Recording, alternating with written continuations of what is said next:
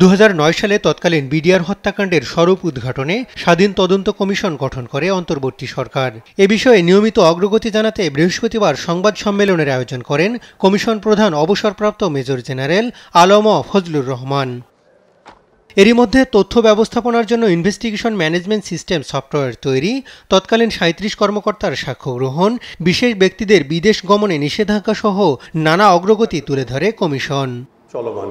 ঘটনায় বিদেশি কোনো সংস্থা জড়িত থাকতে পারে এমন কথা মাথায় রাখছে কমিশন। উক্ত ঘটনায় হত্যাকাণ্ডের সময় ও হত্যাকাণ্ডের আগে পরে সংগঠিত অপরাপর স্বরূপ উদ্ঘাটন, দায়ী ব্যক্তি, গোষ্ঠী, সংস্থা, প্রতিষ্ঠান, বিভাগ, সংগঠন চিহ্নিত করা এবং ঘটনাকে ভিন্ন খাতে প্রবাহিত করা বা ঘটনা ঘটাতে সহায়তাকারী অন্য দেশি বিদেশি ব্যক্তি, গোষ্ঠী, সংস্থা, প্রতিষ্ঠান, বিভাগ, সংগঠনের সম্পৃক্ততা নিরূপণ এবং দোষীদের চিহ্নিতকরণ।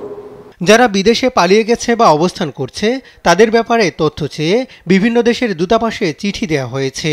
না, ভারতে যাওয়ার তো প্রশ্ন এখনো আসে নাই। আমরা লিখেছি যে আমরা একটা জেনারেল পার্সপেক্টিভ নিয়ে লিখেছি যে আমাদের বিদেশে যারা পালিয়ে গেছে তাদের আমাদের দরকার। এটা পররাষ্ট্র মন্ত্রণালয়ের সঙ্গে আমাদের যোগাযোগ হয়েছে। এটা আমরা এই মুহূর্তে আপনার কাছে প্রচার করছি না যে কাকে আমরা চাই এবং কোন দেশে সে আছে।